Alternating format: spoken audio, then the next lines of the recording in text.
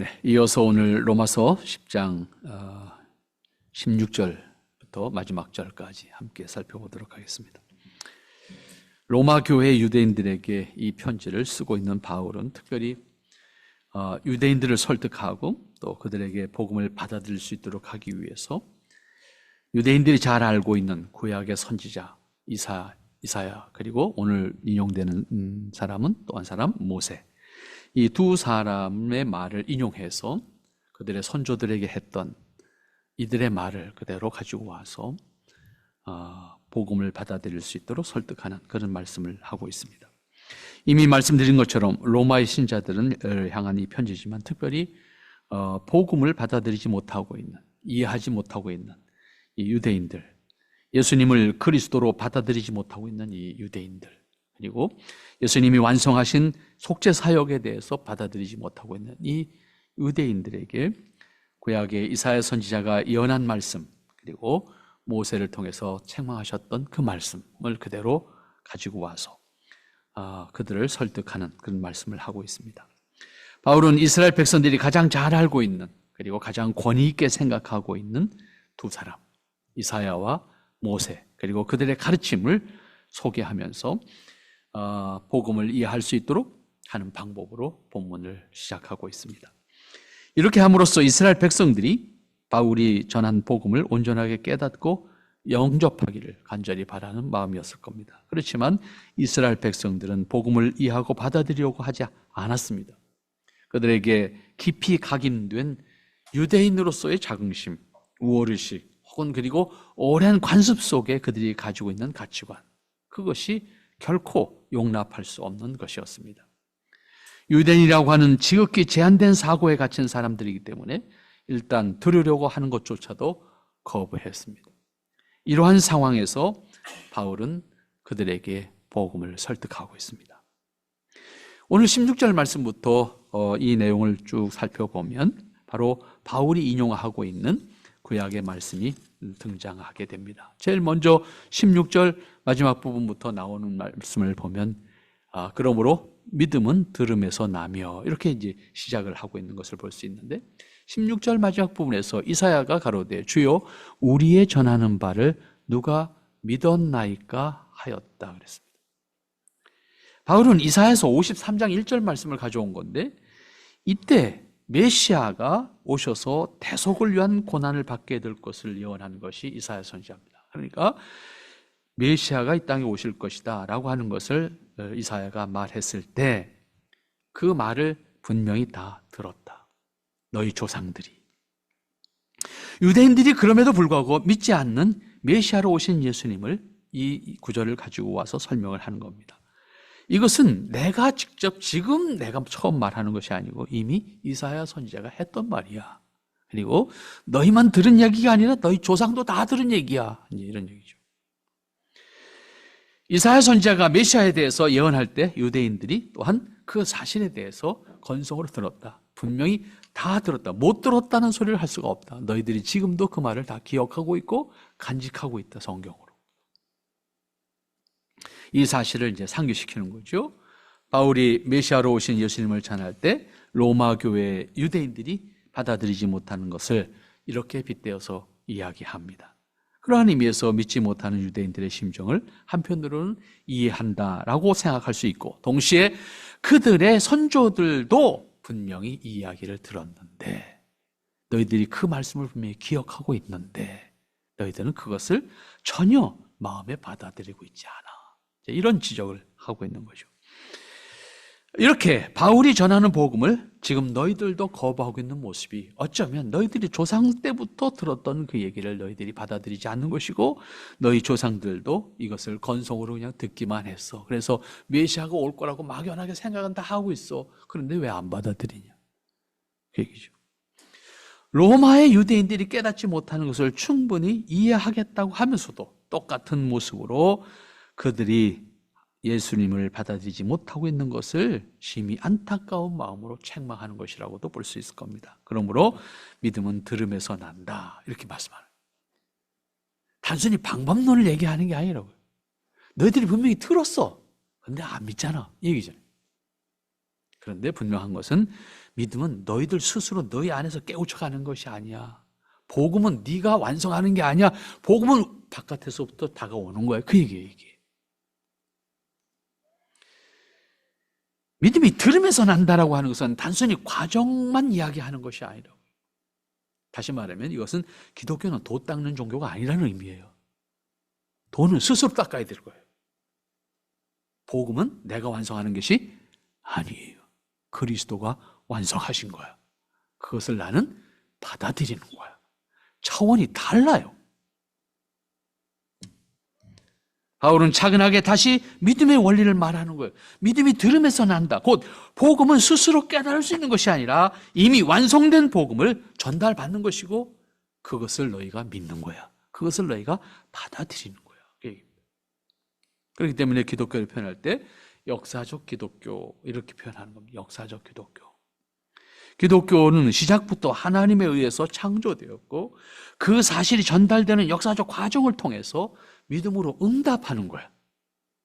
새로운 도를 내가 어떤 원리를 내가 깨우쳐가는 게 아니고 하나님의 뜻을 하나님이 완성하신 진리를 우리가 전달받고 그것에 응답하는 거예요. 새로운 길이 아닌 거예요. 그러므로 믿음으로 응답하는 열매로 기독교의 신앙은 계승되어지는 것이다. 이렇게 표현할 수 있습니다. 그러므로 기독교 신앙을 득도하는 신앙, 도 닦는 신앙이 아니다라고 하는 말을 하는 것이고 기독교의 도는 단지 추상적이거나 관념적인 것이 아니에요. 예수님께서 실제로 그리스도로 오셨고 실제로 죽으셨고 실제로 대속의 제물이 되셨고 그 얘기예요. 그리고 그것을 통해서 속죄를 완성하셨고 그것이 복음인 거예요. 그것을 하나님께서 완성하셔서 사람에게 주신 겁니다. 그래서 복음은 다시 선물인 거예요. 예수님께서 친히 속죄 제물로 세상에 오셔서 인간을 위한 대속의 제물이 됨으로써 우리가 말하는 복음을 완성하신 거예요. 구원의 길을 완성하신 거예요. 그것을 우리에게 전해주시는 거예요. 예수님이 완성하신 속죄의 구원, 속죄와 구원의 원리인 복음을 전하고 그 복음을 믿는 신앙을 계승하는 것이 기독교 신앙입니다. 그런 의미에서 기독교 신앙은 결코 새로운 것이 없습니다. 따라서 우리가 복음은 영원하고 완전한 것이라고 표현할 수 있는 것이고 그런 의미에서 다른 것도 없고 새로운 것도 없습니다. 복음은 유일하고 하나입니다. 그리고 그것은 영원합니다. 바울은 그들이 들어야 하는 것은 다름 아니라 그리스도의 말씀이다. 말씀으로 세상에 오신 그리스도, 곧 복음이다. 그러니까 바울은 복음과 그리스도의 말씀을 같은 것으로 설명하고 있는 것이고 그 사실을 받아들이지 못하는 유대인들의 모습을 구약 이사야 시대의 선조들이 보여줬던 모습과 그리고 이사야를 통해서 말씀하셨던 메시아를 다시 소개하는 겁니다. 그러나 내가 말하노니 그들이 듣지 아니하였느냐. 그렇지 아니하니 그 말씀이 땅끝까지 이르렀도다. 이어지는 말씀이 그렇게 표현합니다. 이 말은 그러면 그들의 선조들이 이사야의 말을 듣지 못했기 때문에 예수님 메시아로 오신 분을 받아들이지 못하는 거냐? 분명히 들었다. 그리고 너희들이 분명히 지금도 기억하고 있고 간직하고 있다. 오히려 그들의 조상들도 이사야가 한 말을 들었고 너희들도 그 조상들에게 전해 들은 그 하나님의 말씀 지금도 기억하고 있다. 그런데 듣지 못했다고 변명하는 것은 합당하지 않다. 알지 못한다고 말하는 것도 합당하지 않다. 왜? 그 말씀이 땅끝까지 이르렀다. 그 소리가 온 땅에 퍼졌고 그 말씀이 땅끝까지 이르렀다고 표현하는 것은 말씀이 전해지지 않았기 때문에 너희들이 듣지 못했기 때문에 라고 핑계해서는 안 되는 이야기다. 그리고 직접적으로는 하나님의 말씀은 영원한 것이고 복음 역시 영원한 것이다. 그런 의미입니다. 그러므로 그들의 조상들이 듣고 듣지 않은 것처럼 듣고도 믿지 않았던 것처럼 너희들도 똑같이 메시아를 관념적으로 생각하고 있고 메시아를 너희들이 생각하고 있는 어떤 것으로 생각하고 있어서는 안 된다. 너희들은 결코 핑계치 못할 것이다. 하나님은 이사야를 통해서 분명히 메시아를 말씀하셨고 그럼에도 불구하고 너희 조상들부터 지금까지 그 말씀은 기억하고 있되 정작 메시아를 믿지 않는 너희들의 모습은 책망받아 마땅하다. 이런 말씀. 그 다음 이어지는 말씀 19절 말씀부터 다시 여러분들이 눈여겨보시기 바랍니다. 그러나 내가 말하노니 이스라엘이 알지 못하였느뇨? 먼저 모세가 이르되 내가 백성 아닌 자로서 너희를 시기 나게 하며 미련한 백성으로서 너희를 노엽게 하리라 하였고 또한 19절 말씀부터 보면 이런 표현을 하고 있는 것을 볼 수가 있습니다. 이 내용을 우리가 살펴보는 가운데 우리가 중요하게 생각할 것이 뭔가 하면 이번에는 모세 이야기를 끌고 나옵니다. 모세의 말을 이용해서 로마 교회의 유대인들을 설득하는 말씀을 하는 거죠. 바울의 설득은 매우 역사적이고 그런 의미에서 논리적이고 유대인들이 알고 있는 사실들을 예로 복음을 이해할 수 있도록 설명하는 것이다. 이렇게 볼 수 있는데 이스라엘이 알지 못하였느냐? 유대인들에 대한 자극이기도 하고 그들이 변명할 수 없을 만큼 분명한 역사적 사실을 예로 들므로써 이해를 돕고 그들이 결코 핑계할 수 없도록 그렇게 표현하는 말씀이라고 할 수가 있겠습니다. 바울의 논리는 이스라엘이 이미 알고 있고 변명할 수 없을 만큼 분명한 사실이 그들의 조상 때부터 말씀이 전해졌고 그 조상들의 그 말씀에 대한 자세를 들어서 확인할 수가 있다라고 표현합니다. 즉 하나님의 말씀이 아니기 때문에 믿지 않은 것이 아니고 말씀을 듣지 못했기 때문에 믿지 않은 것도 아니라고 하는 것입니다. 이미 그들의 조상 때부터 하나님 말씀이 있었고 또한 선지자들에 의해서 들려졌음에도 불구하고 그들은 듣지 않았고 믿지 않았고 그것을 확인하고 있지 않다는 겁니다. 그렇기 때문에 모세가 다시 말합니다. 모세가 이르되 내가 백성 아닌 자로서 너희를 시기나게 하며, 이 말이 참 재미있는 표현이잖아요. 그리고 그 똑같은 현상이 로마 교회에 있는 거잖아요. 왜냐하면 정작 복음이 전해졌을 때 유대인들은 받아들이고 있지 않는데 이방인들은 받아들이고 있잖아요. 이걸 역이용하는 거죠.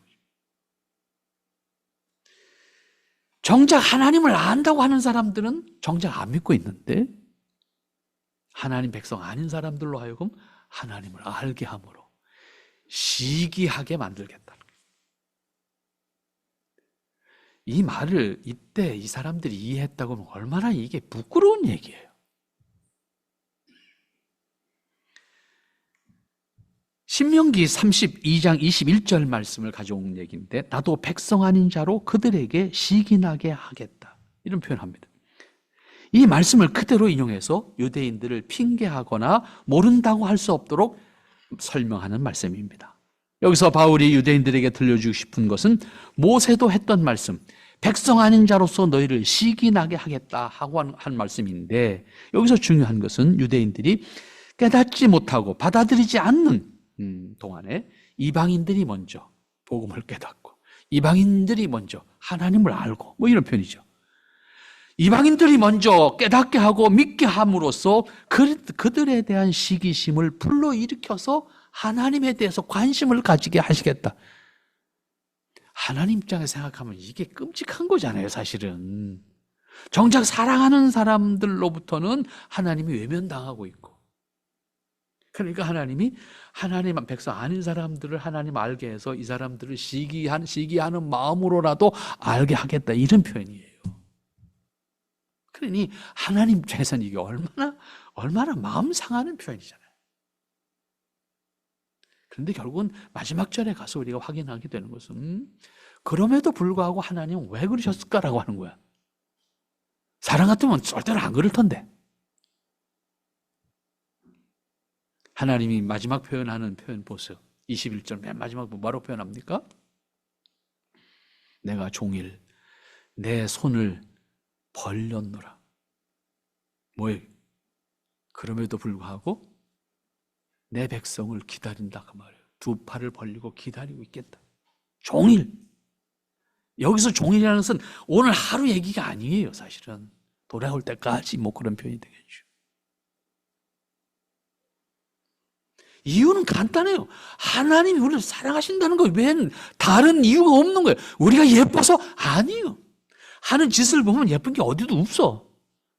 그럼에도 불구하고 하나님은 종일 그 팔을 벌리고 기다리시겠다는 거예요. 유대인들이 깨닫지 못하고 믿지 못하는 동안 이방인들이 오히려 하나님의 은혜를 통해서 은혜를 깨닫고 누릴 수 있게 하심으로 유대인들이 시기하게 만들어서라도 하나님 앞에 돌이키게 하겠다.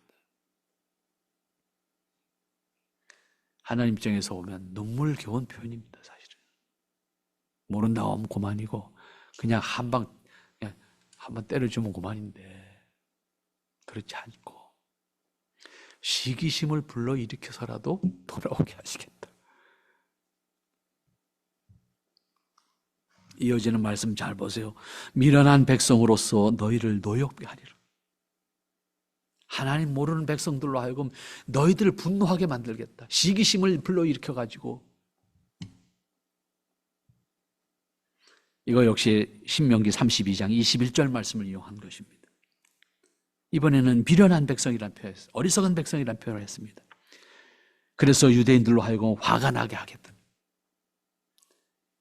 유대인들은 자칭 가장 지혜로운 사람들이고 자칭 가장 우월한 사람들이고 하나님을 가장 잘 아는 사람들이고 하나님을 잘 믿는 사람들이라고 스스로 생각하는 그들입니다.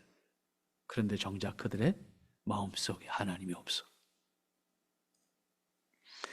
그러한 유대인들이 복음을 깨닫고 깨닫지 못하고 받아들이지도 못하는 상태에 있는데 그 유대인들이 무지하다고 업신여기는 사람들로 하여금 먼저 복음을 깨닫고 믿게 하심으로 정작 유대인들로 하여금 화가 나게 해서라도 복음에 대한 관심과 복음을 이해할 수 있는 동기부여를 하시겠다는 겁니다.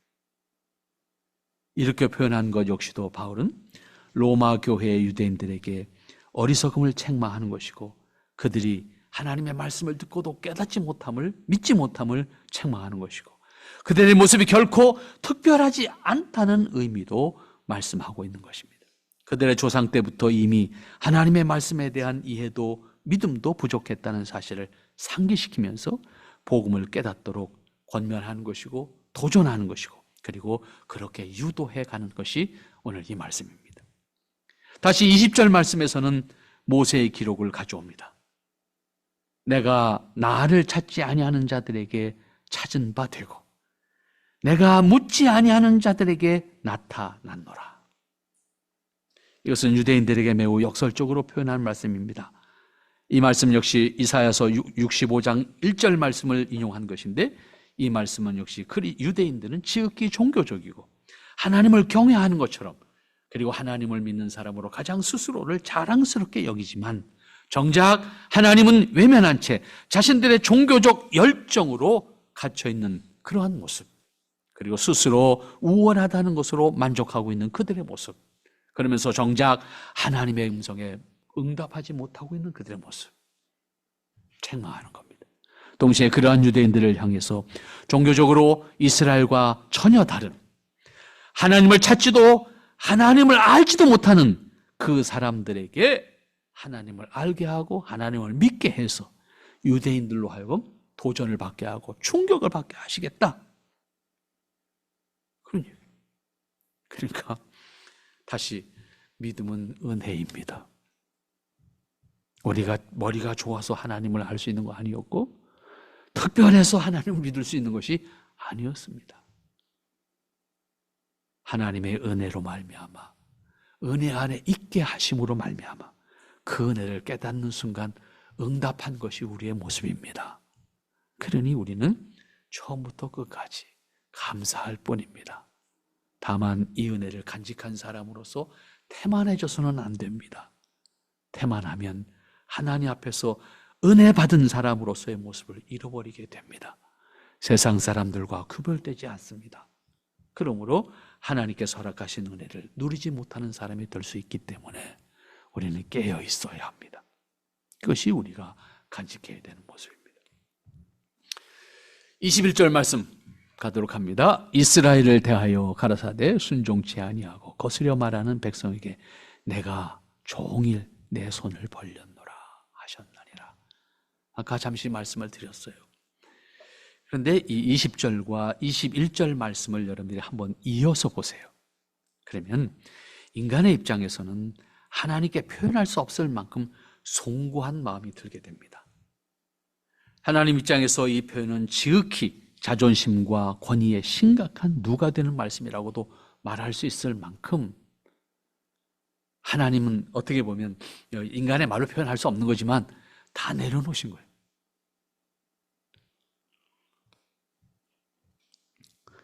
그리고 11장 1절로 가서 보면 그 말이 금방 이해됩니다. 11장 1절로 이어지는 말씀을 보면 하나님께서 그 백성을 향한 변함없는 사랑, 그것 때문에 믿지도 깨닫지도 응답하지도 않는 그 백성들을 향해서 두 팔을 벌리고 종일 기다리는 그 모습이 이해가 되는 거죠. 여기 21절 말씀 역시 이사야서 65장 2절 말씀을 인용한 것인데 하나님께서 말씀을 듣지 않고 대적하는 이스라엘 향해서 하염없이 양팔을 들고 그들을 맞이하기 위해서 기다리고 계신 모습을 표현하고 있는 겁니다. 이사야는 이스라엘에게 대하여 순종치 아니하고 거슬러 말하는 백성이라는 표현을 했습니다. 이 표현을 그대로 바울은 인용합니다. 로마 교회의 유대인들이 바울이 전한 복음을 듣지 않고 순종하지 않으며 오히려 부정하고 있는 그들의 조상이 이사야 선지자의 말을 듣지 않았던 것처럼 너희들의 모습이 그때 조상들의 모습과 다르지 않다. 그리고 그때 이사야가 했던 말을 안 들었던 것처럼 너희가 내가 하는 말을 듣지 않는다. 그러면 여기서 순종하지 않고 거슬러 말하는 것은 어떤 의미입니까? 하나님의 말씀을 듣지 않고 있다는 의미가 될 겁니다. 하나님께서 기독교에서 신앙은 주술이나 일방적인 제사가 아니라고 하는 말씀을 기회가 있을 때마다 드렸습니다. 대신 기독교 신앙은 하나님과 인격적인 관계를 의미한다는 말씀을 늘 드렸습니다. 인격적인 관계는 하나님께 대한 신뢰와 경외심이 전제됩니다. 하나님을 신뢰하고 경외하면 그분의 말씀을 기다리고 그 말씀을 엄밀하게 받아들여야 합니다. 그리고 그 말씀을 살아야 합니다. 그것은 자연스러운 순종입니다. 조건에 의한 순종이 아닙니다. 깨달음을 믿음으로 사는 겁니다. 종교적인 조건에 의한 순종이 아니고 전적으로 하나님께 대한 신뢰와 경외심으로 그 말씀을 청종하는 것입니다. 그런 의미에서 그리스도인은 하나님의 말씀을 믿음으로 순종하는 것이 자연스러워야 하는 겁니다. 조건이나 특별하게 해서되어지는 것이 아닙니다. 특별이라는 단어 한국에 많이 교회 안에서 쓰잖아요. 무슨 특별 붙어서 하는 일들이 많잖아요. 훈련을 위해서는 필요합니다. 하지만 특별 외에는 그러면 안 해도 되는 겁니다. 스스로 발등을 찢는 거죠. 일상을 사는 거예요. 그리스도인은 하나님의 말씀을 믿음으로 일상을 사는 거예요. 그 이상 아무것도 아니에요. 특별한 게 아니다. 그런 의미에서 그리스도인은 하나님의 말씀을 믿음으로 순종하는 것이 자연스러운 거예요. 내 말이어야 되고 내 인격이어야 되고 내 삶이어야 된다 그 말입니다. 그렇게 될 때 기쁨과 감사가 자연스럽게 우리 삶 전체를 드러내게 되는 것입니다. 또 하나는 하나님과의 관계가 깨어 있어야 된다고 하는 것입니다. 하나님과의 관계가 깨어 있으면 자연스럽게 동반되는 문제가 하나님의 뜻을 기뻐합니다. 깨어 있지 못하게 되면 하나님의 뜻을 거슬리게 되는 겁니다. 그때부터 내 생각으로 하니까 내 생각이 하나님 앞에 자연스럽게 대적하는 것이 됩니다. 이게 왜냐하면 내가 나쁜 사람이 하나님을 내가 부정하기 때문에 아니에요. 나는 타락한 본성의 지배를 받고 있기 때문입니다. 그래서 우리는 끊임없이 나를 깨우쳐서 그 타락한 본성으로부터 벗어나서 하나님의 말씀에 귀를 기울이고 그 말씀을 자연스럽게 기뻐할 수 있는 사람이 되도록 해야 되는 거예요. 이걸 놓치게 되면 나도 의식하지 못하는 사이에 나는 타락한 본성의 지배를 받는 사람이 되어 있습니다, 이미. 이거는 주님이 다시 오실 때까지 인간이 벗을 수 없는 굴레입니다. 결국 대적하는 요인이 다 사람 안에 있는 거예요. 밖에 있는 게 아니에요. 그런데 우리는 항상 밖에서 원인을 찾고 밖의 원인을 통해서 우리는 핑계를 댑니다. 환경이, 조건이, 뭐가.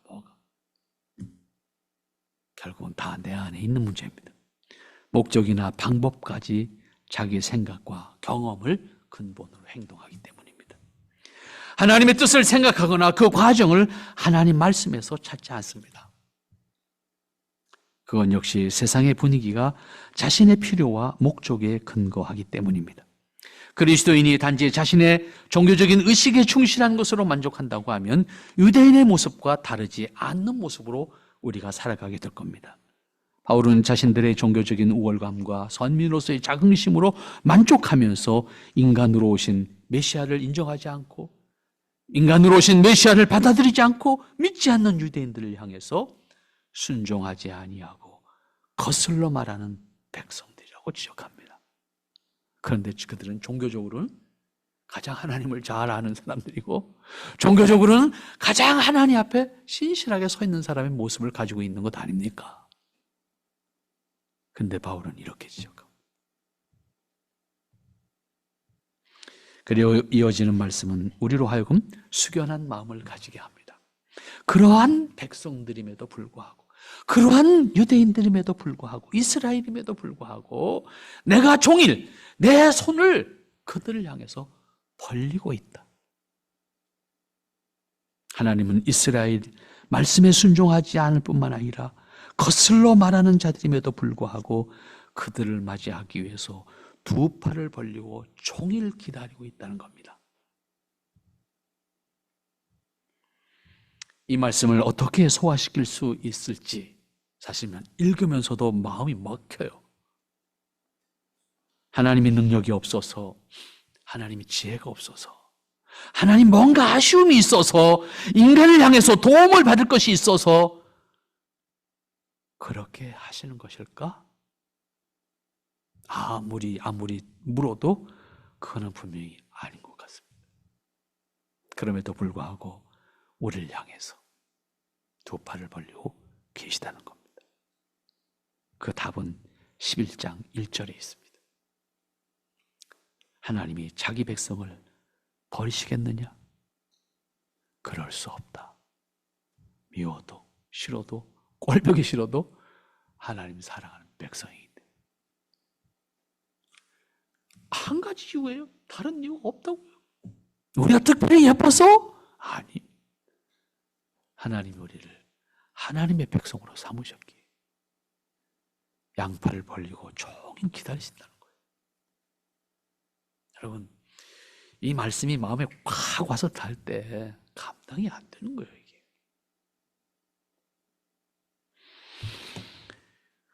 하나님이 그렇게 양팔을 벌리고 그들을 기다리고 계신 것은 그들을 버리지 않으셨기 때문이다. 하나님은 우리가 돌이켜 하나님 앞에 설 때까지 기다리십니다. 그 하나님의 사랑과 그 하나님의 은혜를 알고 속히 깨우쳐 그 앞에 설 수 있는 내가 될 때 우리는 그 안에서 어린아이와 같이 평안함과 감사함과 자유를 누릴 수가 있게 될 겁니다. 이 버리지 않는다고 하는 하나님의 사랑, 이 사랑 때문에 하나님은 우리를 향해서 두 손을 벌리시고 종일 기다리고 계십니다. 기도하겠습니다. 하나님 감사합니다. 우리가 감당할 수 없는 하나님의 사랑을 우리에게 베푸시고 그 크신 사랑과 은혜를 변함없이 우리를 향해서 나누시는 가운데 어리석음으로 행하는 저희들을 향해서 기다리고 계신 것을 다시 확인하게 됩니다. 아버지 하나님, 어리석은 유대인들이 자신들의 종교적 만족으로 하나님을 외면하고 그 말씀을 외면하고, 그리고 복음으로 오신, 메시아로 오신 예수님을 부정하고, 그러면서도 가장 종교적으로 하나님 앞에 신실하다고 자긍심을 가졌던 그들의 모습. 비록 우리는 그러한 모습은 못 된다 할지라도 하나님을 어리석음으로 대함으로 하나님 앞에 순종하지 못하는, 하나님의 말씀에 감격하지 못하는 그러한 모습으로 살아가고 있는 것은 아닌지 우리를 돌이켜 하나님 앞에 신실하게 설 수 있도록 강권하여 주시옵소서. 그리고 그 길에서 하나님의 뜻을 살아갈 수 있는 은혜를 저희들에게 허락하여 주시옵소서.